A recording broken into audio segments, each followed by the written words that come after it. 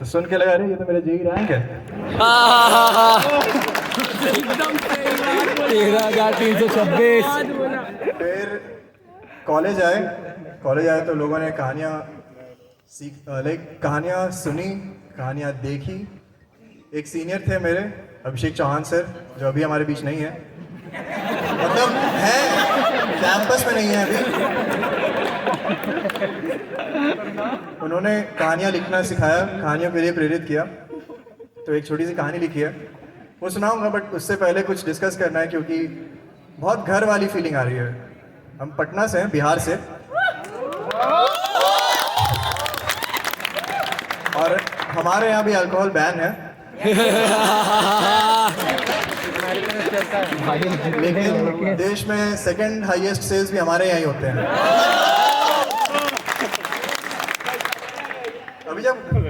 अभी जब कॉलेज बंद हो गया था ना लॉकडाउन में, तो डर लग रहा था कि शायद किसी से बिना मिले ही चले जाएंगे वापस। और इतना मतलब अंदर से इतनी ज़्यादा लालसा थी सबसे मिलने की, सबको देखने की, कि 20 सितंबर को जब फाइनल ईयर को बुलाया गया तो मेरा दोस्त यहाँ बैठा है पुण्य, और हम कह सकते हो कि हम दोनों आके गेट खोले थे, एकदम सुबह सुबह ही पहुँच गए। और यहाँ आने के बाद पता चला कि हम लोग को एम्बर मिल गया है। मतलब सोचे थे सफायर जाएंगे, पता है हमको ड्रॉप लेना पड़ा था आने के लिए।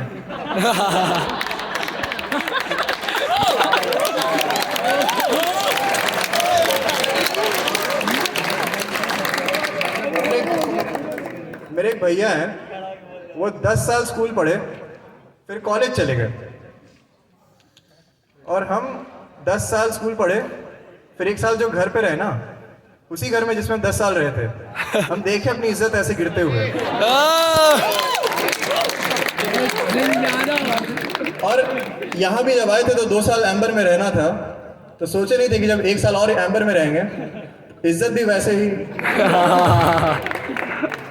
खैर अब कोई बात नहीं, अब जो है सो है, एम्बर ही अपना घर है। और कह सकते हो कॉलेज का सबसे अच्छा हॉस्टल है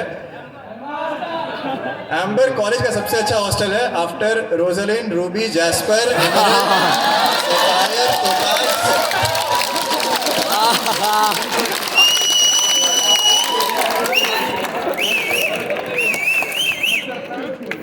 चलो ठीक है, अब कहानी पे आते हैं। कहानी लिखी थी लॉकडाउन में, इसलिए कुछ पार्ट रिलेटेबल लगे तो ठीक है, नहीं लगे तो सुन लेना। और आखिरी बार लिख रहा हूँ, हो सके तो कहानी याद रखना। तो कहानी का शीर्षक है मुस्कुराहट।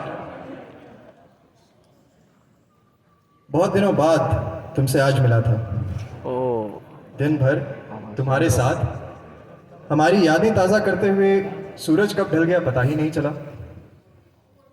तुम्हारे मंगेतर के फ़ोन आने पर तुम्हें हमारी हकीकत से वाकिफ होना पड़ा, और उसके बाद तुम भी थोड़ा असहज सी हो गई थी। पूरे दिन जिस हाथ को तुमने थामे रखा था वो अब छूट सा रहा था, मगर अब भी वो कानी उंगली आपस में फंसी हुई थी।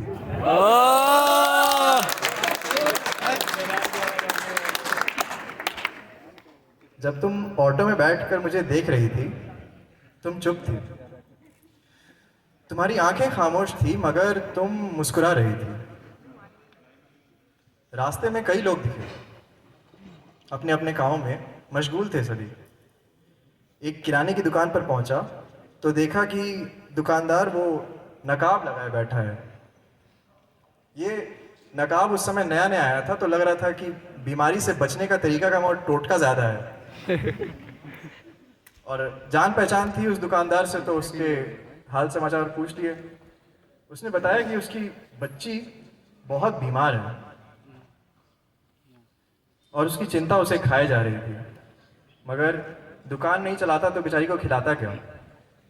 मैंने सामान के पैसे तो दिए उसे, मगर उसकी बच्ची के लिए मेरे पास दुआओं से ज़्यादा कुछ भी नहीं था। आंखों से तो वो भी हारा हुआ लग रहा था, लेकिन शायद नकाब के पीछे से वो भी मुस्कुरा ही रहा था। घर आया तो देखा माँ प्याज काट रही थी, और झांस आंखों में लगने के कारण ऐसा लग रहा था कि मानो माँ रो रही है। क्या पता सच में रो रही हो, मतलब फिर से माँ पापा से नोक झोंक हो गई होगी। वैसे आजकल बिना तलाक हुए नोक-झोंक कर पाना बहुत दुर्लभ हो गया है। खैर, जो भी हो, जब मैं वहां पहुंचा तो देखा कि माँ उन भरी आंखों से भी मेरी तरफ देखी और मुस्कुरा दी। माँ को सामान का झोला पकड़ा दिया और चला आया अपने कमरे में, तो वहां देखा पापा अखबार पढ़ रहे थे और टीवी भी चल रही थी। तो मुझे देखकर वो अखबार थोड़ा नीचे किए, नजरें मिलाई और वापस अखबार में खो गए। पापा मुस्कुराते नहीं हैं। तो मैंने टीवी चालू किया तो विशेषज्ञ वहां पर कोरोना पर टिप्पणी दे रहा था और संवाददाता भी बड़े एकदम निर्मम तरीके से सारे स्टैटिस्टिक्स बताया जा रहा था। पापा ने पूछ लिया, कैसा रहा आज का दिन? मैं सोच में पड़ गया कि अब क्या बोलूं। मेरे सामने पापा, माँ, बाजार में नकाब पहने वो लोग, वो दुकानदार, उसकी बच्ची, सबका चेहरा एक साथ आ गया। फिर तुम्हारा चेहरा सामने आया। अच्छा था पापा।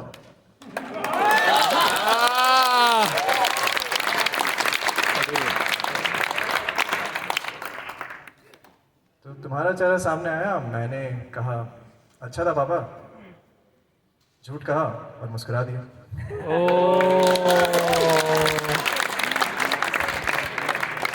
बस इतनी सी थी हमारी कहानी। सबका बहुत बहुत धन्यवाद, आभार।